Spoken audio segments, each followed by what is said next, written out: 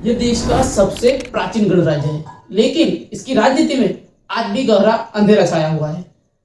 जो हर 5 साल में इन्हें बदलाव के नाम के मीठे वादे करे जाते हैं। और कहाँ गए वो नेता जो चुनाव से पहले इन्हें बड़े बड़े सपने दिखा के चले जाते हैं। क्या बिहार की राजनीति में बिल्कुल फर्क नहीं पड़ सकता? क्या बिहार की आर्थिक परिस्थिति कभी नहीं सुधर सकती?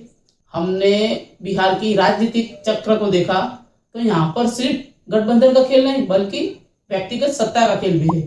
जैसे कि नीतीश कुमार इन 10 सालों में 5 बार अपना पाला पलट चुके हैं।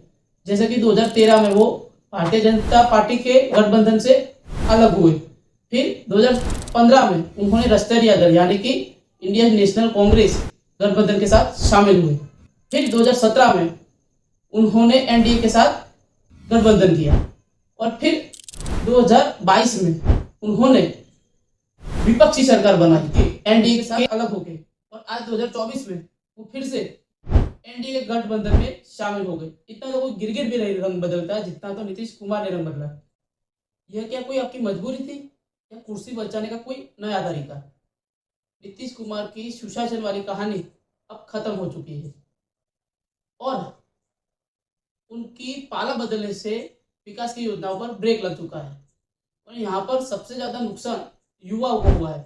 अब वो युवा इनको पलटू राम कह रहे हैं और यह टैग अब हटने वाला नहीं है। सत्ता का यह सिसकता चेहरा यह बिहार को दिखाता है कि यहाँ पर बिहार के लोगों के लिए वोटिंग नहीं करी जाती, यहाँ पर नेताओं की महत्वाकांक्षाओं के लिए वोटिंग करी जाती है और यह खामियाजा इसको भुगतना होगा।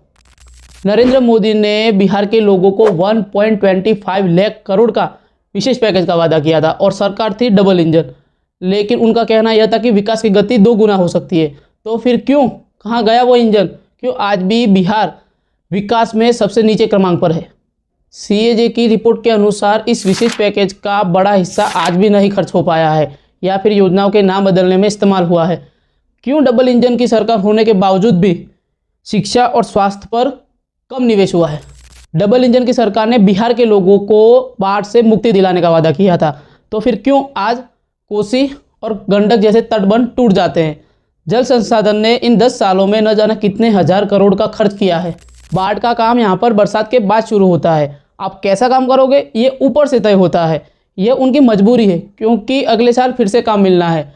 बाढ़ कोई आपदा नहीं है, एक सीजन व्यापार है। चिराग पासवान ने 2020 में बिहार फर्स्ट बिहारी फर्स्ट का नारा दिया था, लेकिन 2025 में कहाँ है वो बिहार फर्स्ट?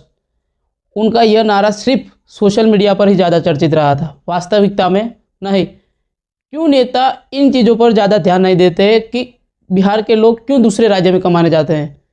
क्यों यह मनी ऑर्डर की अव्यवस्था चलती रहती है? क्या वो यही चाहते हैं कि बिहार के युवा दूसरे राज्य में रहें ताकि उनसे शिक्षा रोजगार का सवाल ना पूछें? क्यों मोदी और नीतीश कुमार ने साथ मिलकर अडानी समूह को इतने हजारों एकड़ जमीन दे दी? क्या उसका विकास का लाभ बिहार के लोगों को मिलेगा?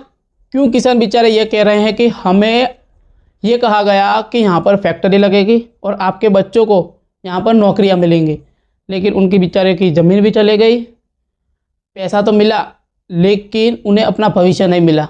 अब फिर इन चुनाव में आएंगे कई नेता नए नए वादे लेके। नीतीश कुमार का अविश्वास, मोदी का अधूरा पैकेज और चिराग पासवान की ब्रांडिंग, इन सब ने मिलकर बिहार को ऐसे चक्कर में फंसा दिया है कि यहाँ पर सिर्फ वादे कागज के फूल हैं और सब नेता इन वादों पर हार चुके हैं। सवाल ये नहीं कि कौन जीतेगा या नहीं, सवाल यह है कि बिहार के लोगों की याददाश्त शक्ति कब आएगी अब? क्यों हर साल वो बदलाव के नाम का वोट डालने जाते हैं और उन्हें बदलाव मिलता नहीं है। अब ये वोटिंग आशा की होगी या फिर गुस्से की, ये आप कमेंट में ज़रूर बताएं।